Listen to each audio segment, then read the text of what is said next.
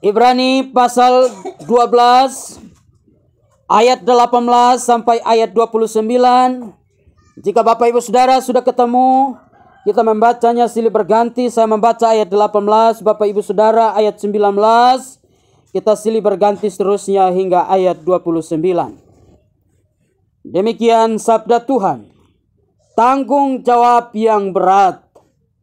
Sebab kamu tidak datang kepada gunung yang dapat disentuh dan api yang menyala-nyala, kepada kekelaman, kegelapan dan angin badai. Kepada bunyi sangkakala dan bunyi suara yang membuat mereka yang mendengarnya memohon supaya jangan lagi berbicara kepada mereka. Sebab mereka tidak tahan mendengar perintah ini.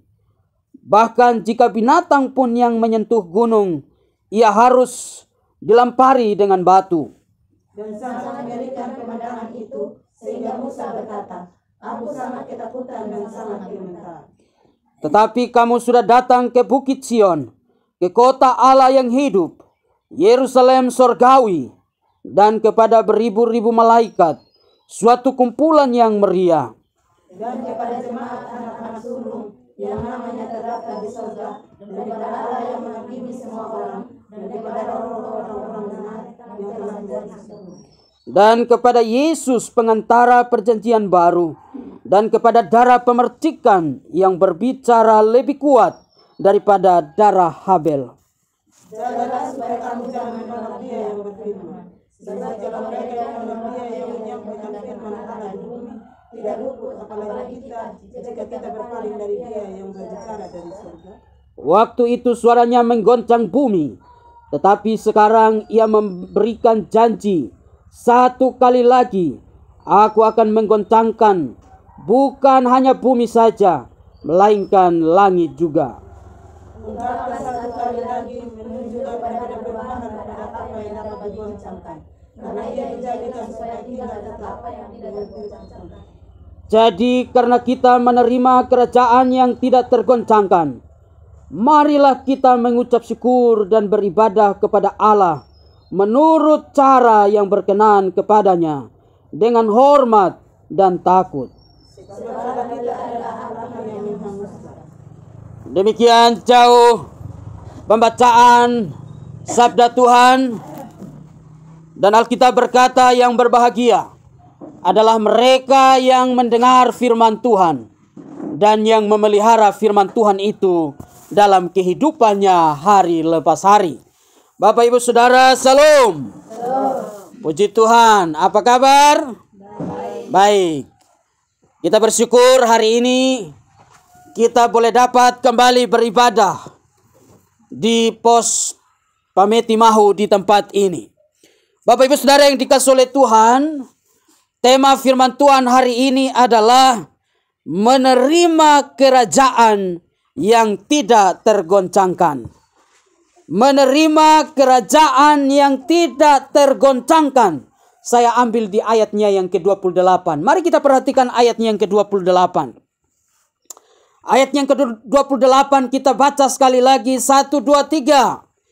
Jadi karena kita menerima kerajaan yang tidak tergoncangkan, marilah kita mengucap syukur dan beribadah kepada Allah menurut cara yang berkenan kepadanya, dengan hormat dan takut. Bapak Ibu Saudara yang dikasihi oleh Tuhan, selama kita hidup di dunia ini, ada banyak hal yang bisa dapat membuat kita tergoncang. Ada banyak peristiwa, ada banyak kejadian-kejadian yang bisa menakutkan kita. Seperti bencana alam, seperti gempa bumi, seperti seroja, seperti tsunami, bahkan juga seperti sakit penyakit yang membawa kematian. Hal-hal itu bisa dapat membuat kita tergoncang. Bahkan kalau kita melihat di dalam Alkitab, murid-murid Yesus juga pernah tergoncang iman mereka. Menjelang Yesus akan ditangkap dan menderita, waktu itu di malam hari, Yesus berkata kepada murid-murid, malam ini juga kamu semua akan tergoncang imanmu karena aku. Pada waktu itu Petrus berkata kepada Yesus, biarpun mereka semua tergoncang iman mereka, aku sekali-kali tidak. Itu kata Petrus kepada Yesus.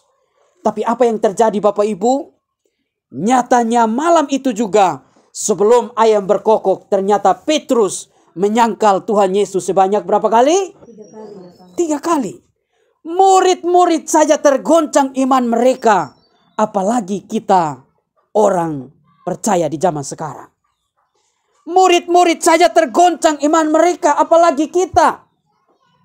Banyak hal dalam perjalanan kehidupan kita yang bisa dapat membuat iman kita menjadi tergoncang. Bisa membuat kita ketakutan. Banyak hal bisa membuat kita menjadi khawatir. Bapak Ibu Saudara yang dikasihi oleh Tuhan, tetapi firman Tuhan hari ini memberikan kekuatan bagi kita bahwa orang-orang yang percaya akan menerima kerajaan yang tidak tergoncangkan, yaitu kerajaan sorga. Di dunia ini kita boleh tergoncang karena berbagai penderitaan dan persoalan hidup. Tetapi di sorga, kerajaan yang penuh sukacita, tidak ada ketakutan, tidak ada penderitaan. Kita tidak lagi mengalami goncangan.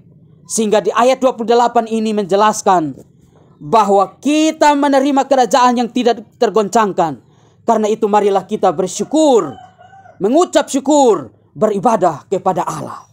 Bapak Ibu Saudara yang dikasihi oleh Tuhan, firman Tuhan dalam surat Ibrani ini dialamatkan kepada orang-orang Kristen yang pada waktu itu mengalami tekanan. Firman Tuhan ini dialamatkan kepada orang-orang Kristen yang pada waktu itu mengalami penganiayaan, penderitaan yang sangat berat. Dan oleh beratnya beban hidup yang mereka alami, ada kecenderungan bagi mereka untuk berpaling dari iman mereka kepada Yesus. Karena itu firman Tuhan ini mengajak mereka, firman Tuhan ini menguatkan iman mereka untuk mempertahankan iman mereka supaya mereka tetap kuat dalam iman di dalam Yesus. Mereka diajak untuk mempertahankan iman mereka di dalam Yesus Kristus. Mereka diajak untuk tetap datang kepada Tuhan Yesus karena tidak ada lagi batasan seperti pengalaman umat Israel di Gunung Sinai. Ketika Allah menjumpai Musa di Gunung Sinai untuk memberikan perintahnya kepada umat Israel. Itu digambarkan mulai dari ayat 18 sampai ayatnya yang ke-21.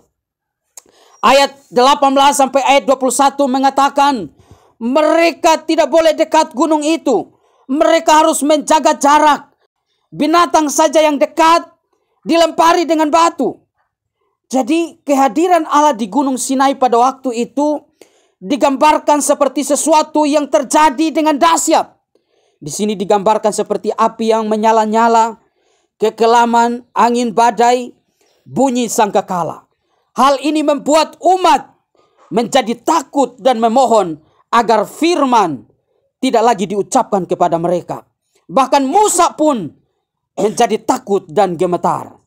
Ini adalah gambaran kemahakuasaan Allah, gambaran kedahsyatan Allah, di mana manusia berdosa tidak boleh mendekat, karena Allah itu adalah Allah yang suci dan Allah yang kudus. Waktu itu hukum Taurat diberikan kepada umat Israel, tetapi mereka tidak sanggup untuk melakukannya dengan sempurna, dan mereka hidup dengan penuh ketakutan. Berbeda dengan Bukit Sion, kota Allah yang hidup, Yerusalem sorgawi, yang adalah gambaran tentang sorga, dalam ayat 22 sampai ayatnya yang ke-24. Dalam ayat 22 sampai ayat 24, umat diajak untuk datang mendekat.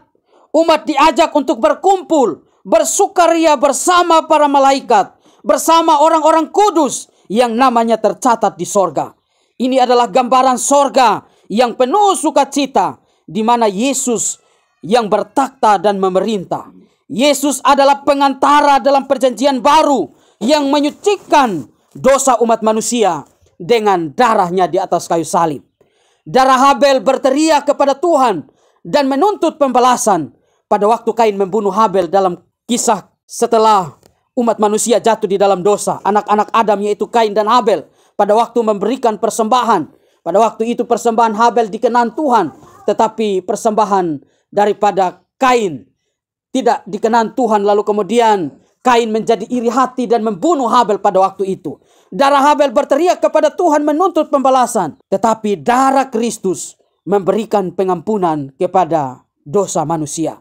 Karena itu kemudian di ayat 25 sampai ayat 29, penulis Ibrani ini memperingatkan agar umat tidak boleh menolak Allah yang berbicara kepada kita melalui Yesus. Allah yang sama yang dahulu menggoncang bumi akan sekali lagi menggoncang bumi, bahkan langit, untuk menyingkirkan segala dosa dan kejahatan di bumi. Tetapi bagi kita orang-orang yang menerima Yesus sebagai Tuhan dan Juru Selamat, di sini dikatakan bahwa kita akan menerima kerajaan yang tidak tergoncangkan. Kita diajak untuk bersyukur dan beribadah kepada Allah dengan cara yang berkenan kepadanya, yaitu dengan rasa takut dan hormat kepada Tuhan. Lalu ayatnya yang terakhir, ayat 29, Allah digambarkan seperti api yang menghanguskan. Artinya Allah kita adalah Allah yang kudus dan adil. Api itu adalah gambaran tentang kekuatan Allah yang melenyapkan dosa, yang menyucikan kita dari segala dosa kita, yang memurnikan umat manusia dari dosa. Ibarat emas, Bapak Ibu Saudara yang dikasihi oleh Tuhan, untuk mendapatkan kemurnian daripada emas itu, maka emas itu harus dibakar di dalam api. Jadi Bapak Ibu, emas yang dijual di toko-toko yang mahal sekali harganya itu, untuk mendapatkan keaslian emas itu dibakar di dalam api, sampai benar-benar emas itu menjadi murni, sehingga harganya sangat mahal. Nah demikian juga adalah gambaran tentang Allah. Ia menyucikan kita, memurnikan kita dari segala dosa kita. Bapak Ibu Saudara yang dikasihi oleh Tuhan, demikian penjelasan firman Tuhan bagi kita, dan apa yang mau kita pelajari untuk kita bawa pulang dalam kehidupan kita. Bapak Ibu Saudara, tema firman Tuhan hari ini mengatakan menerima kerajaan yang tidak tergoncangkan. Pertanyaannya adalah bagaimana caranya untuk kita menerima kerajaan yang tidak tergoncangkan itu. Yang pertama yang harus kita pelajari. Pertama, jangan menolak Yesus. Atau jangan berpaling dari Yesus dalam ayat 25. Kita baca sama-sama ayat 25. Ayat 25, 1, 2, 3. Jagalah supaya kamu jangan menolak Dia yang berfirman. Sebab jikalau mereka yang menolak Dia yang menyampaikan firman Allah di bumi tidak luput, apalagi kita dari Dia yang berbicara dari sorga. Jadi Bapak Ibu Saudara yang dikasihi oleh Tuhan, hal pertama, bagaimana supaya kita menerima kerajaan yang tidak tergoncangkan, yaitu kerajaan sorga. Hal pertama adalah kita menjaga diri kita. Jangan sampai di dalam perjalanan kehidupan kita, kita kemudian menolak Yesus atau berpaling dari Yesus. Bapak Ibu Saudara yang dikasihi oleh Tuhan, Yesus pernah berkata bahwa akulah jalan, kebenaran dan hidup. Tidak ada seorang pun yang datang kepada Bapa kalau tidak melalui aku. Yohanes 14 ayatnya yang ke-6. Jadi di sini jelas dikatakan bahwa Yesus adalah satu-satunya jalan untuk kita sampai kepada Bapa. Yesus adalah satu-satunya jalan untuk kita sampai kepada sorga, untuk kita menikmati kerajaan yang tidak tergoncangkan itu. Karena itu penulis Ibrani menasihati kita, jangan menolak Dia, jangan berpaling dari Dia. Orang yang menolak, yang berpaling dari Dia tidak akan luput dari hukuman. Hukumannya adalah kalau orang percaya tetap di dalam Dia, setia, akan menerima sorga. Tetapi mereka yang menolak Dia, yang berpaling dari Dia, hukumannya adalah sebaliknya, di dalam neraka. Penderitaan, siksaan di dalam api neraka yang tiada akhir. Karena itu Bapak Ibu Saudara yang dikasihi oleh Tuhan, kita yang saat ini sudah menerima Yesus, jangan lagi berpaling dari Yesus. Harus tetap di dalam Yesus, harus setia di dalam Yesus, harus taat sampai akhir hidup kita. Jangan berpaling dari Yesus hanya karena masalah hidup. Jangan berpaling dari Yesus hanya karena masalah ekonomi. Jangan berpaling dari Yesus karena harta kekayaan, karena uang, karena jabatan. Anak-anak muda, jangan berpaling dari Yesus karena pasangan hidup. Kadang-kadang bertemu dengan jodoh yang tidak seiman, lalu akhirnya tinggalkan Yesus. Firman Tuhan hari ini mengingatkan kita, jangan berpaling dari Yesus. Kalau kita berpaling dari Yesus, kita pada akhirnya tidak akan menikmati kerajaan sorga. Tapi sebaliknya, kita akan menerima hukuman. Jadi firman Tuhan hari ini sangat jelas kepada kita. Untuk kita yang sudah ada di dalam Yesus, kita harus setia sampai akhir hidup kita. Maka Wahyu 2 ayat 10 bagian B dikatakan begini. Hendaklah engkau setia sampai mati, dan aku akan mengaruniakan kepadamu mahkota kehidupan, yaitu di dalam sorga. Tetapi kalau kita berpaling, berarti tempat kita bukan berada di dalam sorga, tapi sebaliknya di dalam neraka. Hal yang kedua yang harus kita pelajari. Kita yang sudah menerima kerajaan yang tidak tergoncangkan, yaitu sorga, maka yang kedua kita diajak untuk selalu bersyukur kepada Tuhan. Hal yang kedua adalah selalu bersyukur kepada Tuhan. Mengucap syukur kepada Tuhan dalam segala hal. Dalam ayat 28 bagian A. Jadi karena kita yang menerima kerajaan yang tidak tergoncangkan, marilah kita mengucap syukur. Bapak Ibu Saudara yang dikasihi oleh Tuhan, mengucap syukur itu gampang atau susah? Mengucap syukur itu gampang kok susah? Susah, ada yang bilang gampang. Susah gampang. Kalau keadaan kita baik, mudah orang untuk bersyukur. Tapi kalau sebaliknya keadaan kita susah, sedang menderita, sedang kesulitan ekonomi, orang jarang sekali untuk mengucap syukur kepada Tuhan. Padahal firman Tuhan mengajarkan kita untuk kita selalu mengucap syukur dalam segala hal, baik suka maupun duka, baik susah maupun senang. Dalam segala hal kita diajak untuk kita bersyukur kepada Tuhan, karena itulah yang dikehendaki Allah di dalam Kristus Yesus. Allah menghendaki kita untuk kita senantiasa bersyukur kepada Tuhan. Bagaimana caranya kita menyatakan syukur kita kepada Tuhan? Orang menyatakan syukurnya kepada Tuhan bisa kita nyatakan melalui doa. Kita berdoa, terima kasih Tuhan untuk kebaikan-Mu Tuhan. Orang juga bisa menyatakan rasa syukurnya kepada Tuhan melalui puji-pujian kepada Tuhan. Hari Minggu dia merasa bersyukur kepada Tuhan, dia bersaksi di depan, dia menyanyi bersyukur kepada Tuhan. Karena itu menjadi pelajaran bagi kita supaya di Pos Pameti Mahu di tempat ini juga, kalau kita beribadah seperti ini, kita juga harus bersyukur kepada Tuhan. Kita nyatakan syukur kita melalui puji-pujian kita kepada Tuhan. Kita maju di depan, kita bersaksi menyanyi bagi Tuhan. Selama saya pimpin di sini jarang saya lihat ini jemaat di sini maju di depan bersaksi. Atau gara-gara karena tidak ada musik jadi tidak bisa bersaksi. Bapak Ibu Saudara yang dikasihi oleh Tuhan, walaupun tanpa musik, suara kita yang harus kita pakai untuk memuji Tuhan. Kita menyatakan rasa syukur kita kepada Tuhan melalui puji-pujian kita kepada Tuhan. Selain doa, selain puji-pujian, maka kita juga bisa menyatakan rasa syukur kita kepada Tuhan melalui memberikan persembahan. Biasanya orang merasa bersyukur kepada Tuhan, dia memberikan persembahan kepada Tuhan. Berupa apa yang sudah Tuhan berkati? Berupa apa yang sudah Tuhan buat dalam kehidupannya? Berupa persembahan berapapun berkat yang Tuhan berikan kepada kita. Selain persembahan, orang juga bisa menyatakan rasa syukurnya kepada Tuhan melalui tindakan hidup yang mau mengasihi Tuhan. Karena dia merasa bersyukur kepada Tuhan, maka dia mengasihi Tuhan dengan sungguh-sungguh. Begitu juga mengasihi sesama. Selain itu, orang juga bisa menyatakan rasa syukurnya kepada Tuhan melalui bersekutu, beribadah, melalui bersaksi, melalui melayani. Dia merasa bersyukur atas berkat yang Tuhan berikan, maka dia mau melayani Tuhan.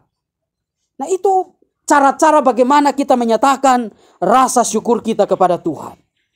Jadi Bapak Ibu Saudara, firman Tuhan Poin yang kedua hari ini, kita yang sudah menerima kerajaan yang tidak tergoncangkan, yaitu kerajaan sorga, kita harus selalu bersyukur kepada Tuhan. Hal yang ketiga, selain bersyukur, maka kita juga dipanggil untuk beribadah kepada Allah dengan cara yang berkenan kepada Allah.